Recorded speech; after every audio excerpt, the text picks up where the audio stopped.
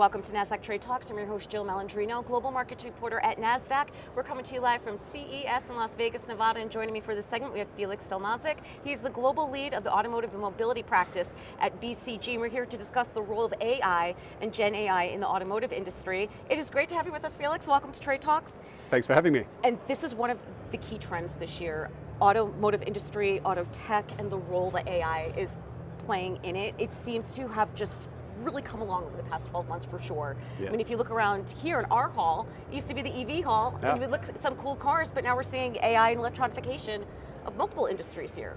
Indeed.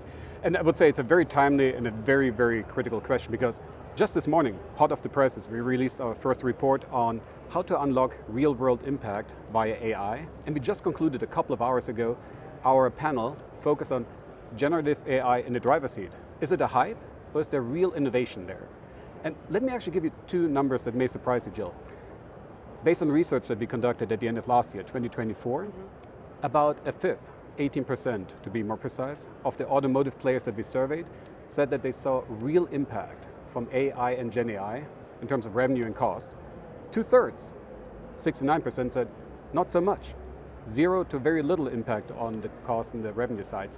And that's a bit of a conundrum, because as you pointed out, walking the floor, you see the tech and the tools are ready. Very powerful, and they continuously evolve. At the same time, automotive players, they struggle to really unlock the full value potential.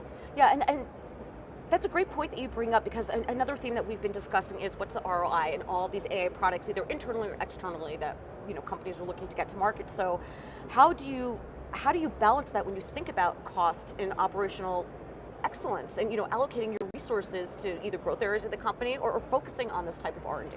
Yeah, in terms of ROI, I would probably differentiate two types of value creation. And I like value creation. There's good old-fashioned productivity improvement, and then there's end-to-end customer experience upgrades. And what I see in our work with clients, we see a lot of productivity gains. We support them across the entire gamut, from code assist to call center optimization, upgrades to like HR, finance, legal processes, digital marketing revolution with content creation. That is all delivering real dollars to the bottom line.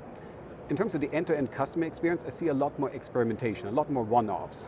And look, Jill, in 2030, 2035, there's not a mental picture that I have of the world where with a software-defined vehicle, there's not a critical role for like foundational models, large language models. They will be key enablers for a seamless user and ownership experience. But we're not there yet, so measured and focused scaling up is critical for these experiments. A little bit outside of the box here, but on a high level, when you think about geopolitics, how quickly these products and infrastructures come into the market, there's this race for the materials that go into it, right? Are geopolitics, how much is that weighing on how companies are thinking about their strategy and rebuilding their presence in different areas of the world? Yeah, so on the geopolitics, look, nobody, myself included, has a crystal ball. That being said, every single automotive player that I'm interactive with, their scenario planning, Jill, is in hyper mode. Like, they're trying to figure out what is going to be the impact of the potential tariffs, of the potential EV subsidies. What is that going to mean for like the EV adoption pace, differentiated, not only across the globe, but even within the United States, like several states, even within states like California, that will be different.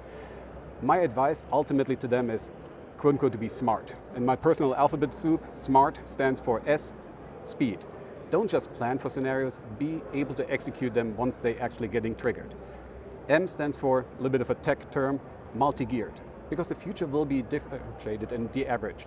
The EV adoption paces will differ across the globe, across like even states like California, where it will be different in LA vis-a-vis the Bay Area, vis-a-vis Bakersfield. Right. A stands for AI empowered, because AI, Gen AI, they're here to stay. They will not go anywhere, so leverage that when you think about like your supply chain models and what have you. The R stands for reimagining, because business as usual, that will not cut it going forward. And the T stands for true transformation, because frankly, that's what the automotive industry is in.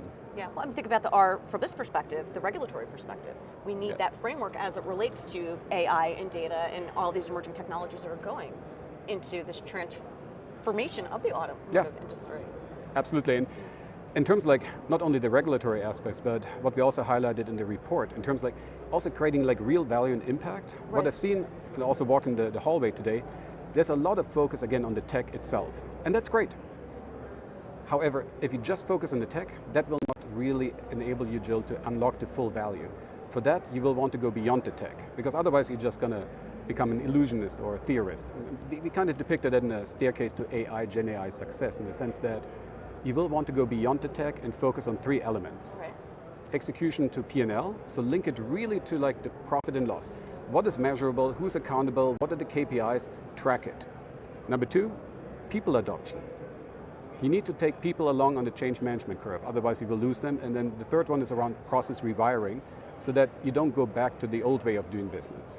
And it's a little bit like related, I'm not sure if you're familiar with the 70-20-10 rule of like, of any kind of digital AI, Gen AI transformation, 10% is about the algorithms, 20% is about the data, but 70% is really about the people and the processes. And that's the key.